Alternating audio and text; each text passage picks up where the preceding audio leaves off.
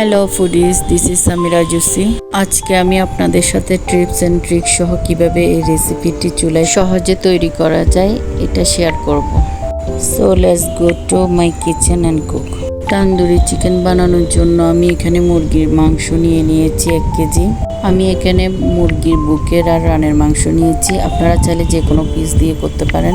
আর আমি এখানে ছুরির সাহায্যে চিকেনগুলোকে ডিপ কাট করে নিয়েছি। এতে করে ম্যারিনেট করার সময় মশলাগুলো চিকেনের ভিতর ভালোভাবে যেতে পারবে। এখন আমি চিকেনগুলোকে ধুয়ে নেব। চিকেনগুলো ধুয়ে নেওয়ার জন্য এখানে আমি 2 থেকে 3 চামচ লেবুর রস ইউজ করব। আপনারা চাইলে হোয়াইট ভিনেগারও ইউজ করতে পারেন। আর দিয়ে দিব কিছু পানি। চিকেনগুলো ধোয়ার সময় লেবুর রস বা ভিনেগার ইউজ করলে চিকেনে কোনো ব্যাড স্মেল থাকলে ওটা চলে যাবে। চিকেনগুলোকে আমি ভালোভাবে ধুয়ে নিয়েছি আর এখন আমি এগুলাকে ম্যারিনেট করে রাখবো। সবার প্রথমে একটা বাটিতে আমি নিয়ে নিচ্ছি 1/2 কাপ টক দই, পরিমাণ মতো লবণ, 3 চা চামচ মরিচের গুঁড়া, 1 চা চামচ জিরার গুঁড়া, 1 চা চামচ ধনে গুঁড়া, 1 চা চামচ গরম মশলা গুঁড়া। আমি এখানে গরম মশলার গুঁড়া প্যাকেটেরটা ইউজ করেছি, ওখানে একেবারে জয়ত্রী জয়ফল গুঁড়াও ছিল। আপনারা যদি বাসায় গুঁড়ো করেন গরম মশলা তাহলে সেক্ষেত্রে অবশ্যই জয়ফল আর জয়ত্রী একটু গুঁড়া করে নেবেন। এখন অ্যাড করছি কালো গোলমরিচের গুঁড়া 1 চা চামচ। এবার সবগুলো মশলাকে ভালোভাবে মিশিয়ে নিতে হবে। এবার অ্যাড করব পছন্দ মতো বারবিকিউ সস।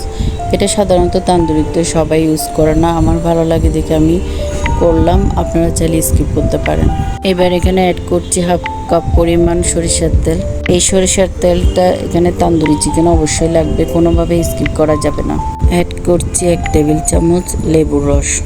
এবার সবগুলো মশলাকে আবার ভালোভাবে মিশিয়ে নিব। চিকেনগুলোকে ম্যারিনেট করার জন্য পুরোপুরিভাবে মশলাগুলো রেডি হয়ে গেল। এখন আমি মশলাতে একে একে সবগুলো চিকেন দিয়ে ভালোভাবে মশলাগুলো মাখিয়ে নিব চিকেনের সাথে, তাতে করে চিকেনের ভিতর ভালোভাবে মশলাগুলো ঢুকে যায়।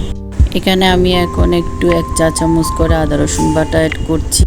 অ্যাকচুয়ালি আমি ভুলে গিয়েছিলাম আদা রসুন বাটা প্রথমে অ্যাড করার জন্য, তাই পরে অ্যাড করে নিচ্ছি। আপনারা প্রথমে যখন মশলাগুলো মাখাবেন তখনই অ্যাড করে দিবেন আদা রসুন বাটা। এখন আমার চিকেনের সাথে মশলাগুলোকে মাখানো শেষ। এখন মাখানো চিকেনগুলোকে আমি 2-3 ঘন্টার জন্য ম্যারিনেট করে রেখে দিচ্ছি। আপনারা চাইলে চিকেনগুলোকে ওভারনাইট ম্যারিনেট করে রাখতে পারেন।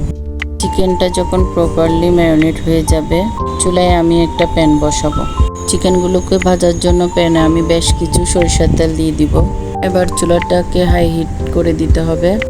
যখন তেলগুলো ভালোভাবে গরম হয়ে আসবে তখন চিকেনগুলোকে আমি প্যানে দিয়ে দিব।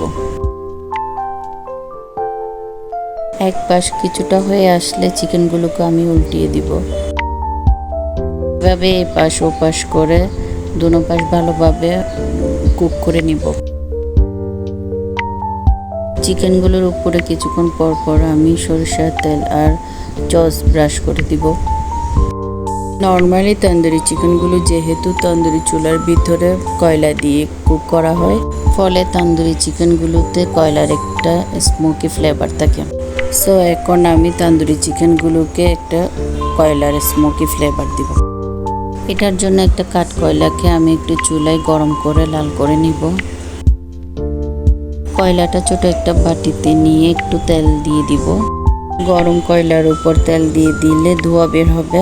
কয়লা থেকে যখন ধোঁয়া বের হবে তখন চিকেন সহ একসাথে একটা ঢাকনা দিয়ে ঢেকে দিব। এভাবে 5-6 মিনিট রাখার পর তান্দুরি চিকেনগুলোতে একটা স্মোকি ফ্লেভার চলে আসবে। এই তান্দুরি চিকেনটা কিন্তু বেশ সফট অ্যান্ড জুসি হয়েছে। হোপফুলি আপনারা যখন এটা বাসায় ট্রাই করবেন আপনারা অবশ্যই পছন্দ করবেন। আপনাদের যদি ভিডিওটি ভালো লেগে থাকে তাহলে অবশ্যই লাইক অ্যান্ড শেয়ার করবেন।